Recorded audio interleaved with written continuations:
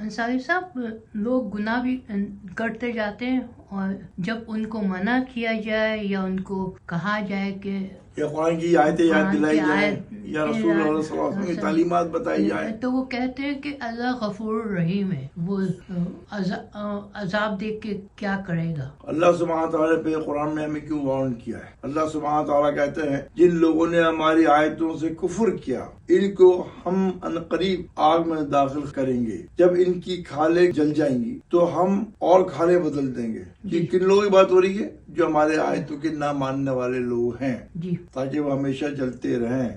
اب اتنے بڑے عذاب کی بات ہو رہی ہے، یعنی کہ آگ جل گئی اور بندے کی اس میں جل کے خاک ہو گیا آگ کے اندر، ایسا نہیں ہے۔ یہ ہم سمجھے بات کو، جیسے ایک آدمی ہے کرائم کرتا ہے، ہٹلر نے 6.5 ملین جوز کو مار دیا، ٹھیک ہے، تو اب ہٹلر کو مار دیا جائے تو 6.5 ملین جو مارا ہے اس نے، واللہ عالم کتنا صحیح کیا غلط ہے، لیکن اینی وے جو میڈیا کہتا ہے، I am just reminding that, تو 6.5 ملین جوز کا ایک ہٹلر کے مرنے سے برابر تھوڑی جائے گا، تو کیا ہوا کہ ہٹلر کی کھال جو واپس آتی رہے گی۔ اسی طرح استغفر اللہ گناہوں کی بات ہے کہ کھالیں جل جائیں گی اور ان کو سزا ملتی رہے گی، نئی کھال بنے گی اور پرانی کھال جل کے خاک ہو جائے گی۔ جیسے کینسر سیل ہوتا ہے نا، ہاف فاسٹ ڈے گرو، تو ہم اپنے سمجھا لیں کسی طرح بھی اللہ کا خوف بیٹھے اور گناہوں سے بچیں۔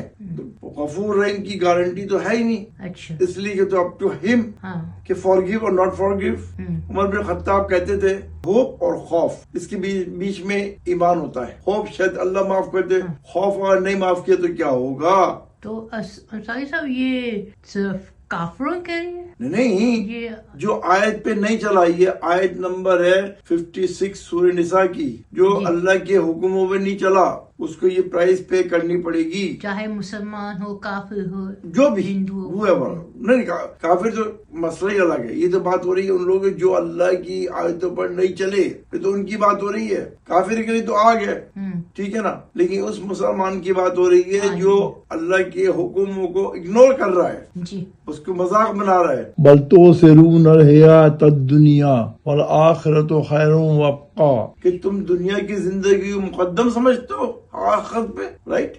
تو اللہ تعالیٰ ناراضگی ظاہر کر رہا ہے اس میں، ان آیتوں میں، کہ تم دنیا کی زندگی جو اتنی لمیٹڈ ٹائم ہے، تمہیں اگلے سانس کا پتہ نہیں ہے، موت کا فرشتہ نہیں پوچھتا تمہاری عمر کیا ہے، تمہاری ذمہ داری کیا ہے، رائٹ؟ تو اس چیز سے بچنے کے لیے مسلمان کو کیا کرنا چاہیے؟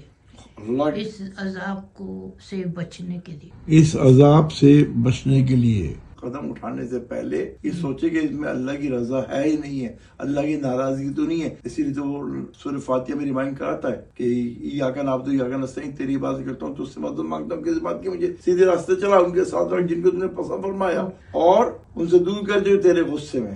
لیکن وہ تو کہتے ہیں کہ ہم نماز بھی پڑھتے ہیں، روزہ بھی رکھتے ہیں، حج بھی کرتے ہیں، زکوٰۃ بھی دیتے ہیں غریبوں کو، تو پھر کس طرح سے؟ وہ کرتے ہیں، ان کے گناہ کم ہوتے ہیں، لیکن اگر وہ اپنے اس پہ ہٹ درم ہے اور جو دل چاہ رہا ہے وہ کر رہے ہیں، اپنی خواہشوں کی پوجا کر رہے ہیں، تو اس کا جو ہے وہ کوئی علاج نہیں ہے، وہ صرف اللہ کے ہاتھ میں ہے۔ فَيَغْفِرُ لِمَن يَشَاءُ وَيُعَذِّبُ مَن يَشَاءُ وَاللَّهُ عَلَى كُلِّ شَيْءٍ قَدِيرٌ۔ اللہ سبحانہ تعالیٰ میں وارن کر رہے ہیں کہ اللہ کے ہاتھ میں ہے، وہ چاہے معاف کر دے یا نہیں کرے، کیونکہ وہ پوری قدرت رکھتا ہے، وہاں کسی کی سفارش نہیں چلے گی، نہ پیسہ چلے گا، نہ اسٹیٹس چلے گا، یہ ہم سب کو پتا ہے۔ تو ایک ریمائنڈر ہے ایک دوسرے کو، تاکہ ہم اللہ تعالیٰ کے پاس جانے سے پہلے اپنے گناہوں کی معافی مانگ لیں، اس امید پر کہ وہ ہمیں شاید معاف کر دے۔